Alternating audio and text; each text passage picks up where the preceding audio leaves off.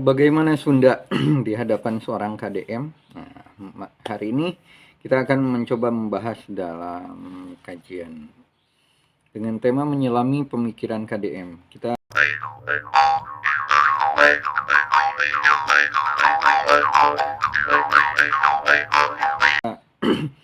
Karena Pak KDM ini sendiri ulang tahun dari umurnya yang 55. Nah, saya mencoba tadi searching juga mencari apa saja sih kegiatannya gitu ya. Ternyata meriah banget dan menyentuh gitu ya. Kalau saya sedikit mengulas tentang apa hari jadinya Kang Dedi, begitu sakral, diawali dengan apa pawai gitu ya, dengan nihyangnya gitu.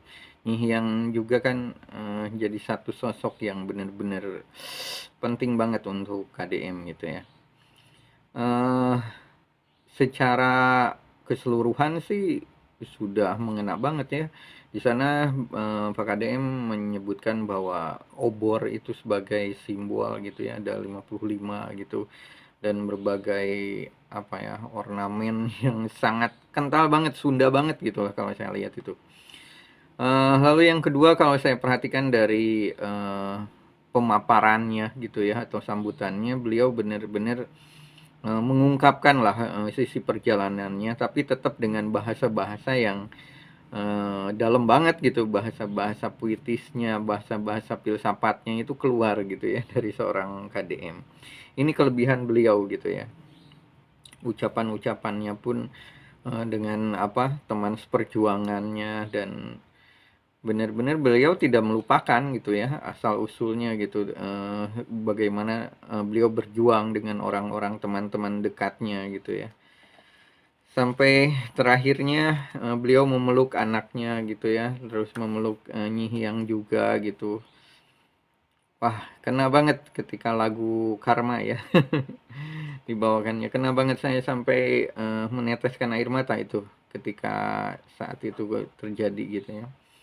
Lalu terakhir ditutup dengan lagu Jayanti. Nah, di sini teman-teman mungkin kaget ya, dan saya pun kaget gitu melihat Pak KDM sampai benar-benar eh, lepas gitu ya jogetnya, dengan apa memutar-muterin baju gitu dengan goyangannya semua. Jadi benar-benar lepas banget, full power gitu ya.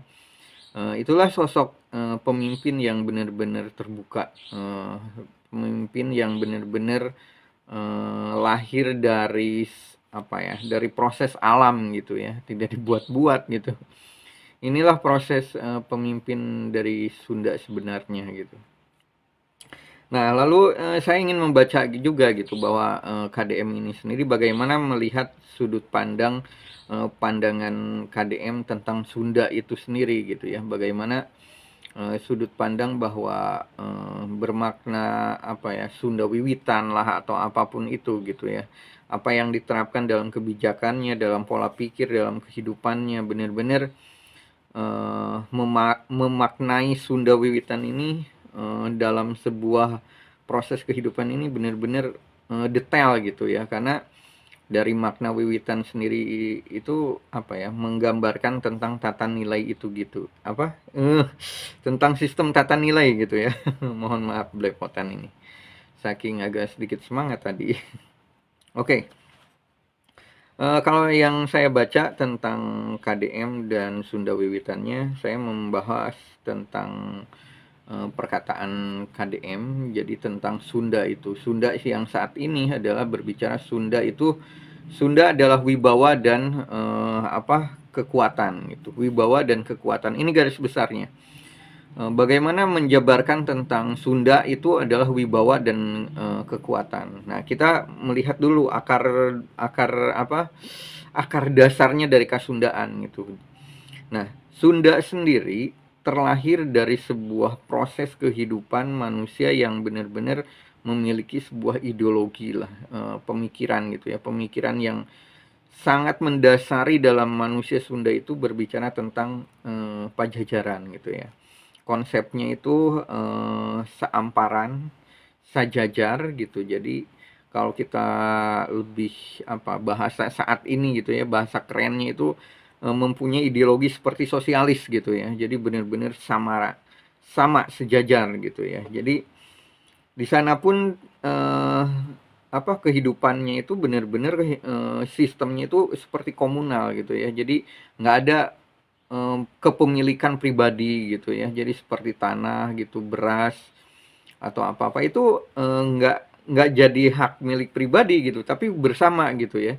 Jadi tentang tanah gitu, seperti tanah adat gitu, itu milik bersama gitu. Jadi ketika menanam padi gitu, beras itu ya menanam bersama-sama gitu, dinikmati bersama-sama gitu. Jadi tidak ada kepemilikan yang mendominasi gitu ya, perorangan atau per individu, enggak. Hidup di manusia Sunda adalah hidup kebersamaan gitu ya, atau berbicara tentang kesejajaran itu atau pajajaran itu, konsep pajajaran. Akhirnya makanya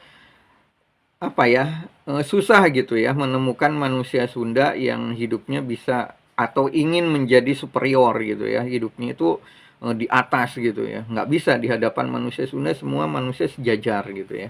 Jadi pemikiran-pemikiran manusia Sunda itu lebih kepada humanisme kalau saya lihat itu gitu. Jadi rasa nasionalisme itu menumbuhkan rasa humanisme yang tinggi gitu. Nah, ini manusia zaman dulu ya. Kalau sekarang mungkin inilah yang ingin dibalikan mungkin atau dikembalikan oleh Kang Dedi gitu ya, dengan konsep Sunda Wiwitannya itu sendiri gitu.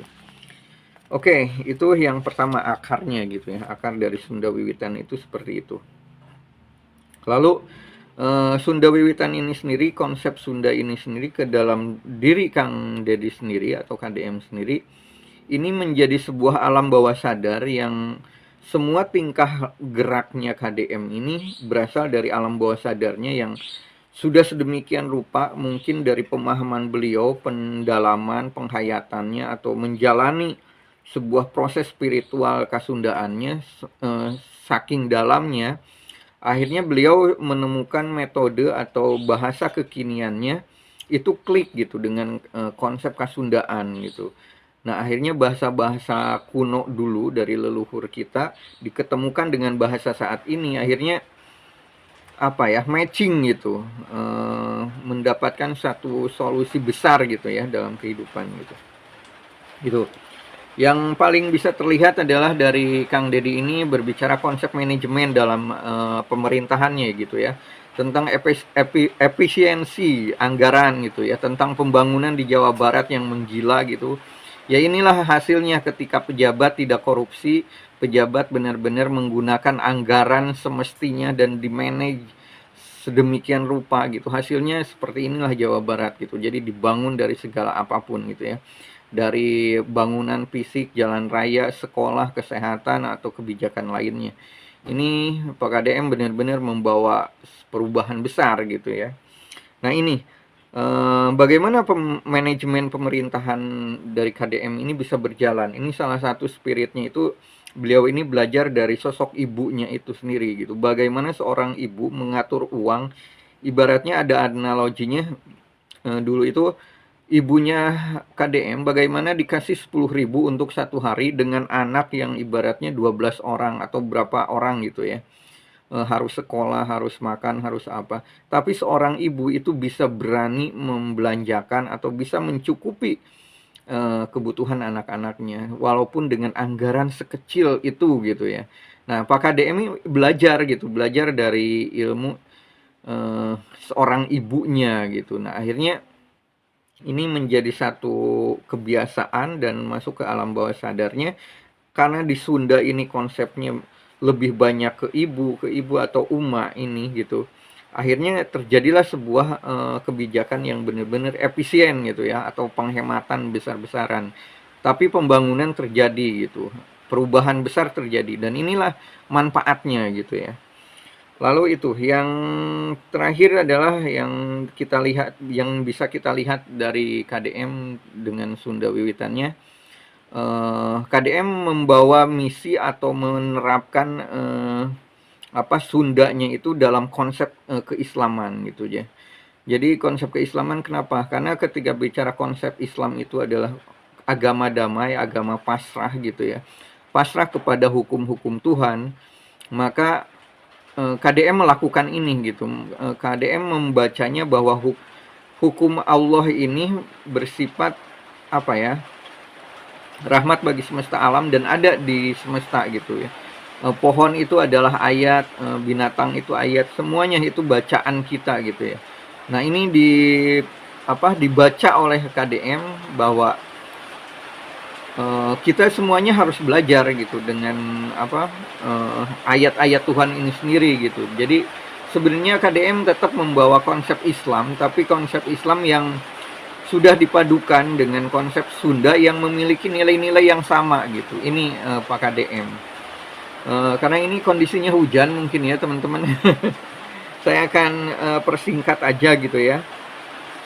Jadi kalau secara garis besarnya Pak KDM membahas tentang Kasundaan ini sendiri atau melakukan kebijakan-kebijakan atau budaya sosialnya dalam kehidupan masyarakat Jawa Barat.